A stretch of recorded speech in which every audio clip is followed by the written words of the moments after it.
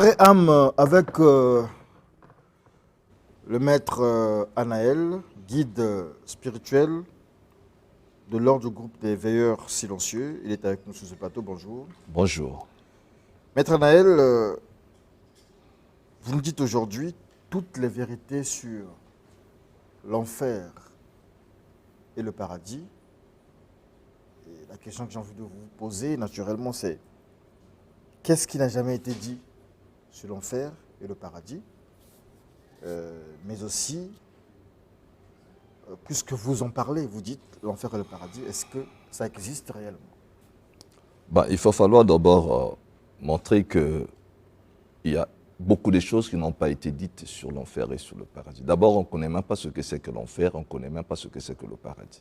Et c'est malheureux parce qu'il y a énormément de gens qui ont l'espoir d'un jour d'aller soit au paradis, soit en enfer. Du moment que ce sont des concepts qui sont complètement faux. En ce sens que dans les Écritures saintes, puisqu'il faut faire référence à la Bible, qui est donc le livre le plus exploité par les chrétiens, dans l'Ancien Testament, dans la tradition hébraïque, on ne parle pas d'enfer. On ne parle de ce qu'on appelle les séjours des morts, c'est-à-dire Sheol. Et dans le séjour des morts, on ne parle pas de tourmentation ni des gens qui vont aller se brûler quelque part. Et donc, si vous prenez déjà le terme enfer par rapport à la tradition hébraïque, ça n'a rien à voir avec la conception que l'on se fait de l'enfer. Parce qu'en réalité, le mot enfer vient du mot infernum qui signifie lieu d'en bas. Et lorsque vous prenez le mot Sheol dans la tradition hébraïque, ça veut dire simplement séjour des morts. Et donc le séjour des morts à la fois est réservé pour ceux qui sont justes comme pour ceux qui ne sont pas justes. Et là, c'est un lieu de repos et de silence. Donc on ne parle pas ici des gens qui seront torturés quelque part. Et là où l'idée de la torture ou encore de la tourmentation va venir, c'est avec, dans le Nouveau Testament, notamment avec le Maître Jésus, qui va beaucoup se servir du terme Géhenne pour parler évidemment donc de ce lieu d'en bas. Et là aussi, Jésus ne parle pas d'un enfer. Il parle simplement de la Géhenne, qui est un lieu matériel, physique, qui existait déjà à Jérusalem à cette époque-là.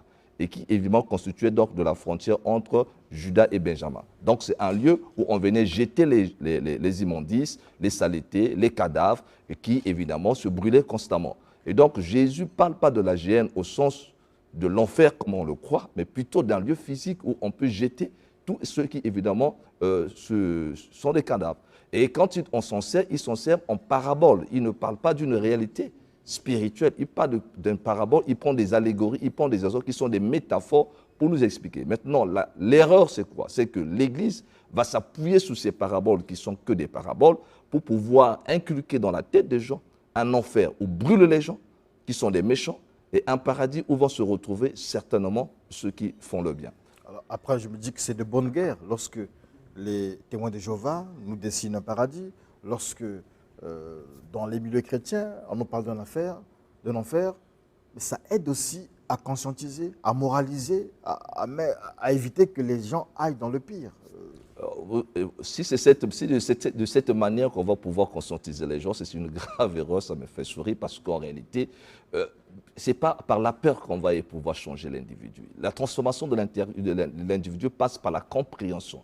Il faut amener la personne à comprendre son rapport direct avec l'univers, son rapport direct avec les autres et son rapport direct avec lui-même. C'est cette compréhension spirituelle qui amène quelqu'un à se transformer, à prendre conscience de la valeur du bien. Pas parce qu'il a peur d'aller en enfer, mais c'est parce que le bien est quelque chose qui élève. Parce que le bien apaise l'esprit. Parce que le bien vous permet de vivre, évidemment, cette dimension spirituelle à l'intérieur de vous. Cette béatitude suprême, ce bonheur intérieur dont nous recherchons tous se trouve que dans le bien. Mais si lorsqu'on fait peur aux gens à travers des thématiques comme que vous irez en enfer, mais en réalité, tout le monde se retrouvera en enfer. Alors, je crois que ça va être une parenthèse. Lorsqu'on fait le bien, qu'est-ce qu'on gagne? Lorsqu'on est dans le mal, qu'est-ce qu'on a comme récompense? Le principe, c'est qu'il faut comprendre que l'univers est conçu par une intelligence qui nous dépasse et cette intelligence a pris des dispositions de telle façon que tout se fasse en harmonie, en fait. Le problème du mal, c'est le problème de l'inharmonie. C'est que chaque fois que vous faites quelque chose de mal, il y a l'inharmonie qui se produit. Et cette inharmonie, d'abord, va commencer avec vous-même. C'est-à-dire que toute personne qui pose un acte méchant et mauvais va commencer à constater qu'il est privé de quelque chose. D'abord de la paix profonde, c'est-à-dire qu'il ne peut pas être en paix. C'est-à-dire que tu ne peux pas être en paix dans le mal, c'est impossible. Parce que ton âme qui est en toi a déjà la conscience du bonheur qui est la conscience de la paix profonde. Donc, chaque fois que tu vas poser un autre qui est en inharmonie avec les lois spirituelles, ton âme se sent troublée à l'intérieur, ce qui fait que tu es privé de paix. Et si tu es privé de paix, ça veut dire que tu es privé de bonheur. Et si tu es privé de bonheur, ça veut dire que tu ne peux pas évoluer. Et ce qui fait que même dans le monde actuellement, ici et maintenant, tu peux vivre ton bonheur, tu peux vivre cette paix profonde, tu peux aussi vivre ton enfer quand tu ne sais pas comment vivre les lois spirituelles. Donc le terme enfer, au sens où la religion essaie d'amener les choses, est une conception qui est complètement fausse parce qu'en réalité, il n'y a pas pire enfer que la terre. Là où nous sommes déjà dans un monde qui peut être considéré comme un enfer. Et si tu ne sais pas les lois spirituelles, tu peux vivre ton enfer maintenant même. Maintenant, quand tu connais la spiritualité profonde, tu as la possibilité de vivre ton paradis ici et maintenant. Donc, on n'a pas besoin d'attendre la mort pour aller vivre un paradis. Et là, on est dans l'imaginaire, on est dans une forme d'illusion en réalité qui ne cadre pas avec la réalité spirituelle. Ça veut dire que nous sommes des êtres spirituels vivant dans des corps matériels et nous avons la possibilité de faire l'expérience du monde intérieur, maintenant même, de descendre dans les régions inférieures qu'on appelle donc le bas astral, comme de monter dans les hauts astrales qu'on appelle donc ce qu'eux ils seraient appeler par paradis. Et dans le monde, dans le bas astral, il n'y a pas de feu. Il n'y a pas de feu. Il y a des régions où des individus vivent, mais sauf qu'ils sont privés de la paix profonde parce qu'ils n'ont pas atteint le niveau spirituel, pouvant leur permettre de s'élever vers les hauteurs. Parce que c'est un problème de fréquence vibratoire. C'est pas ça l'enfer? Mais ce n'est pas l'enfer au sens religieux du terme, je vais dire simplement. D'accord. Alors, une question. Que pensez-vous de cette phrase qui dit « tout se paye ici-bas » Mais c'est la loi du karma, dans ce sens où que les actes que nous posons finissent toujours par nous rattraper après d'une manière ou d'une autre. Dans cette vie, comme aussi après cette vie, puisque la vie continuera. Le problème, c'est que la vie ne s'arrêtera jamais. La vie a commencé avant notre naissance, la vie continuera après notre mort. Lorsque vous dites que la vie ne s'arrête pas, est-ce que vous faites allusion à la réincarnation? Je fais allusion à la grande loi de la réincarnation qui est une loi prouvée universellement parce qu'en réalité, la vie, elle est éternelle. Et la tradition égyptienne aurait raison parce que les Égyptiens ont fondé leur civilisation que sur l'immortalité de l'âme. Et les Socrates et les Platon ont tous parlé de l'immortalité. Bon, Socrate est mort à cause de ça, parce qu'évidemment, il prônait la vie après la vie. D'accord. Alors, si on parle aujourd'hui d'enfer et de paradis, est-ce aussi dire, en utilisant ces mots-là, que nous vivons le paradis, nous vivrons certainement le paradis dans une prochaine vie, nous vivrons l'enfer dans une prochaine vie? Ça veut dire que, puisque je dis tout se paye ici-bas, donc on peut payer en bien et en mal dans une vie suivante. Oui, le problème, c'est de comprendre que si l'on est incapable de vivre le paradis ici même, c'est que demain aussi, il n'y aura pas de paradis pour vous. Dans la nouvelle vie? Oui, non, il n'y aura pas. Si vous n'avez pas été en mesure de vivre votre paradis maintenant même sur la terre, vous n'irez à aucun paradis. Parce que, en fait, le paradis, c'est une dimension spirituelle, en fait. C'est l'Éden, c'est le lieu de la félicité, du bonheur. Et c'est ici, sur la terre, que nous venons vivre ça. C'est ici qu'il faut être capable de vivre le paradis. Le Christ appelle d'abord le royaume de Dieu. Il dit cherche le royaume de Dieu, la vie éternelle. Mais c'est ici que ça se passe, la vie éternelle. Donc si ici tu n'es pas capable de connaître ça, de faire l'expérience de cette vie éternelle, ne pense pas qu'après ta mort, tu auras une vie éternelle. Alors, je prends l'exemple, puisqu'on parle du christianisme, on parle de toutes ces choses. Je prends l'exemple d'un malfaiteur, de type assassin, un criminel, tueur en série. Lorsqu'il meurt, c'est-à-dire que c'est un tueur en série, tireur d'élite, il a tué beaucoup de gens et la justice des hommes n'a pas pu le condamner. Il a vécu ses jours normalement et puis il meurt. Est-ce que ce type de personne peut payer ce qu'il a fait? Parce que dans la vie normale, il est resté, il a été dans le bonheur, et voilà, rien ne lui est arrivé. Bon, ce n'était pas le bonheur en fait déjà, parce que la conscience déjà qu'il a va le tourmenter. Sa conscience va le tourmenter. C'est pourquoi la plupart de ces criminels sont obligés de vivre dans les drogues. Parce qu'ils ne peuvent pas supporter le poids de la conscience. Quand tu as tué, ces images-là te reviennent, la conscience te reproche, et là tu vis déjà ton enfer, parce que tu es tourmenté tout le temps, et tu es obligé d'être drogué pour ne pas accepter ce que la conscience te dit et te fait vivre. C'est pourquoi ils ont un bonheur apparent, ce n'est pas du bonheur. Ils ne sont pas en paix. Il n'y a pas quelqu'un qui fera le mal, qui va tuer les gens et qui va vivre en paix. C'est impossible, parce que sa conscience ne peut pas accepter ça. Parce qu'il est en inharmonie avec les lois spirituelles de l'intelligence infinie. Maintenant, il va vivre, il va payer. D'ailleurs, s'il ne paye pas, d'abord, il finira par payer d'une manière ou d'une autre. C'est parce qu'on ne prend pas le temps de pouvoir suivre la vie de toutes ces personnes, parce que la nature, l'intelligence infinie, le rattrapera même à la dernière minute. Trouvera la mort qu'il va finir, la manière dont il finira, correspondra exactement à la façon dont tu l'aurais vécu. Et ce qu'il aurait vécu à l'intérieur de lui, il ne vous le dira pas. D'ailleurs, on dit que le chef du village ne voit jamais le diable. Donc, ce qu'il vit comme tourmentation, vous ne le savez pas. Et après, à la fin, il ne va pas s'arrêter là parce que quand la mort va le surprendre, son âme qui va commencer à peser, parce que l'impersonnalité pèse à cause des actes négatifs que nous posons, ça veut dire qu'il sera tiré vers le bas, il ne peut pas monter. Et plus il descend vers le bas, plus il est privé évidemment de ce bonheur, de ces paix profondes. C'est ça le sens de la souffrance dont il fait question.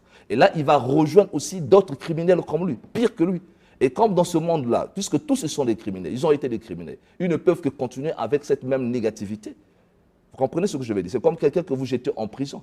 Quand vous laissez quelqu'un en prison, mais il va rencontrer encore d'autres prisonniers qui sont plus méchants que lui. Ce qu'on va le faire vivre là-bas en prison, ce n'est pas les policiers qui vont le faire vivre.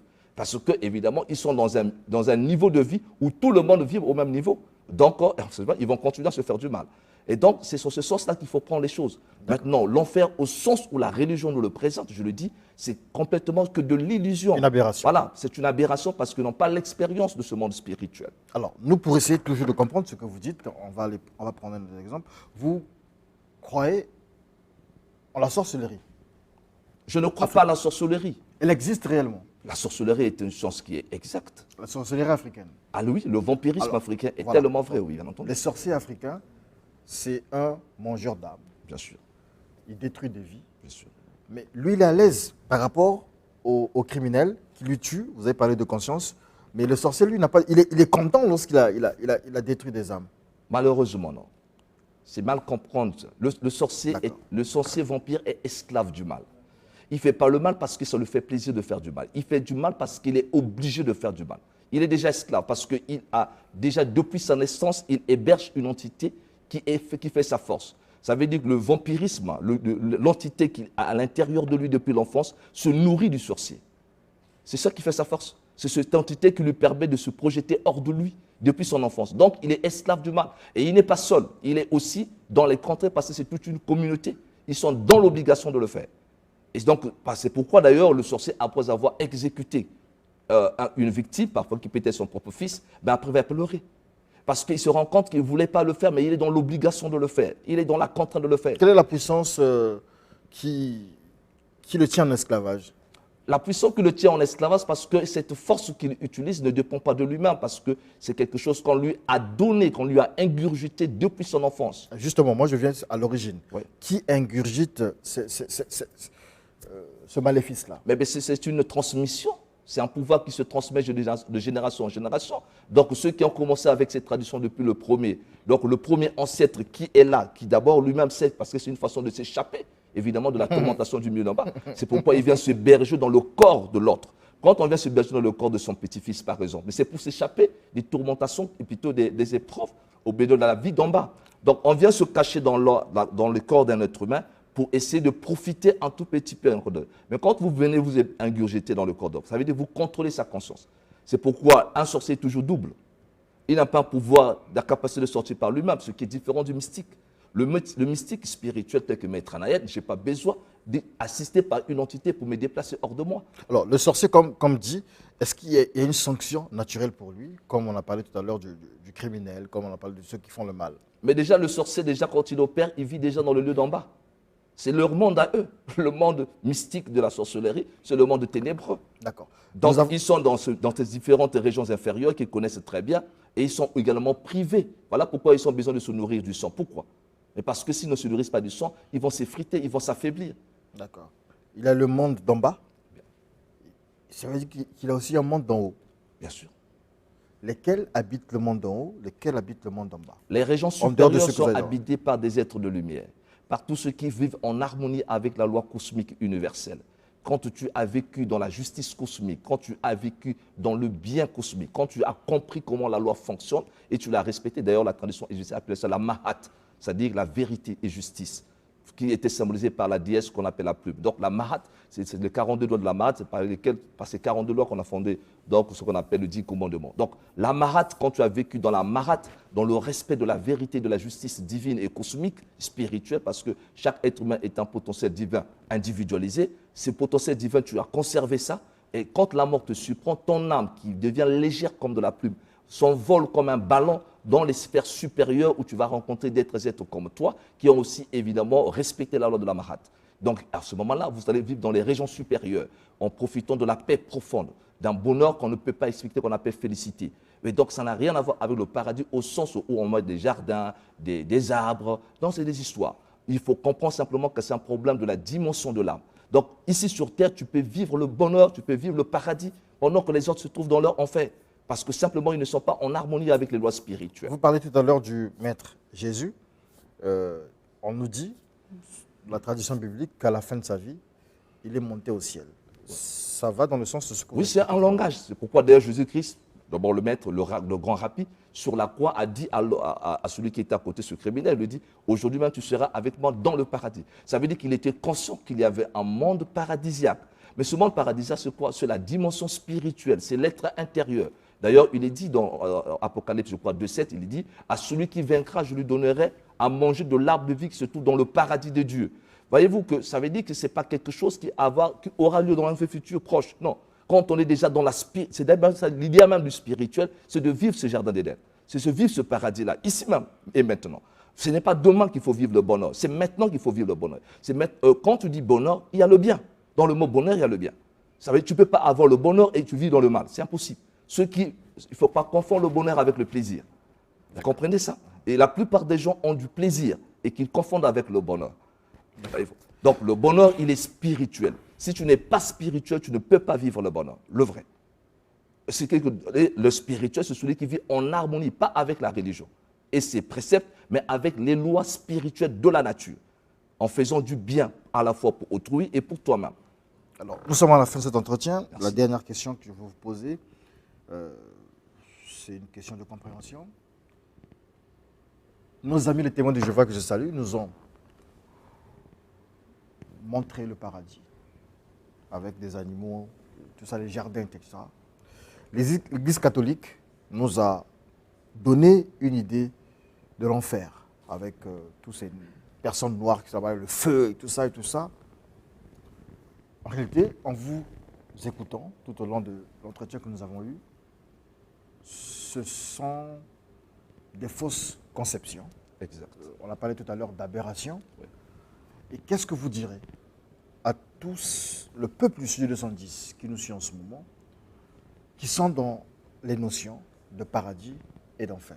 Il faut leur dire simplement qu'ils sont dans l'illusion et c'est regrettable pour eux parce qu'ils vont vivre la réalité après. Ce serait le contraire de tout ce qu'on leur a enseigné. Et voilà pourquoi il y a encore notre monde qui a été inventé comme le purgatoire. Vous voyez, des mots comme ça, là, comme le purgatoire, où les gens vont se purifier après la mort, après pour atteindre la sainteté. Mais la sainteté, c'est ici qu'il faut chercher ça. En réalité, le purgatoire, c'est ici. Nous sommes dans le purgatoire, qui est la terre. Parce que tout ce que nous vivons ici, c'est la purification. C'est pourquoi il y a la souffrance sur la terre. C'est pour nous purifier, évidemment, de nos impuretés. Maintenant, si on n'accepte pas cette purification, si on ne se purifie pas pour s'élever vers les régions supérieures, ici maintenant, ben, il n'y aura rien. Donc, il ne faut pas attendre, il ne faut pas rêver. C'est malheureux parce qu'il y a tellement de croyants dans le monde qui sont en train de pouvoir chanter qu'un jour ils seront dans le paradis par le fait simplement qu'ils ont prononcé le nom de Jésus. C'est grave. C'est tellement, c'est gravissime. Et des grandes personnes, des intellectuels croient à des choses. Mais c'est malheureux, on ne peut pas vivre comme ça. Ce n'est pas de la spiritualité, ça. C'est de la religiosité pure et simple. Et ça vous amènera nulle part parce qu'à la fin, beaucoup de ces pasteurs, de ces évangélistes, et même ces prêtres se retrouveront dans le bas astral du fait qu'ils n'ont pas travaillé avec leur conscience spirituelle. Ils sont malheureux, en fait. Parce que s'ils ne sont pas capables de vivre ça maintenant-là, ils ne verront pas ça demain. Et ça, c'est la grande vérité. Et je ne le dis pas parce que je l'ai lu dans un livre de quelqu'un, parce que j'ai la capacité de visiter ces mondes-là. Est-ce qu'eux, ils en ont visité? Je ne pense pas. Merci, grand maître Anaël, C'est à moi de vous remercier. l'ordre du groupe des veilleurs silencieux. On peut rappeler vos numéros de téléphone. Ben, voici mes coordonnées téléphoniques pour tous ceux qui voudraient bien me contacter. Je reprends au 06 692 28 48, 06 692 28 48 et 04 473 42 20. Je lance un vibrant appel à tous ceux qui voudraient bien approfondir leur spiritualité de façon expérimentale et pratique. Je vous donnerai les clés qui vous permettront d'aller visiter les mondes inférieurs comme les mondes supérieurs. Et après, vous pourrez venir témoigner vous-même si réellement il y a l'enfer ou le paradis. Merci, Zaf. C'est la fin de l'émission. On a fini? Je peux quand même poser la question sur la canne. La canne, c'est quoi cette canne? Merci, Zavo. Ben, c'est juste le symbolisme pour simplement montrer qu'il y a le pouvoir. Donc, vous voyez le tigre qui est là. Vous avez donc la force de volonté. Et cette force de volonté est nécessaire pour nous pour pouvoir discipliner nos comportements afin de pouvoir élever notre conscience vers une conscience beaucoup plus évoluée. La tête, c'est un lion, une panthère? C'est le tigre. Le tigre. Merci beaucoup, Maître Anaël. Merci à vous. C'est la fin de notre entretien.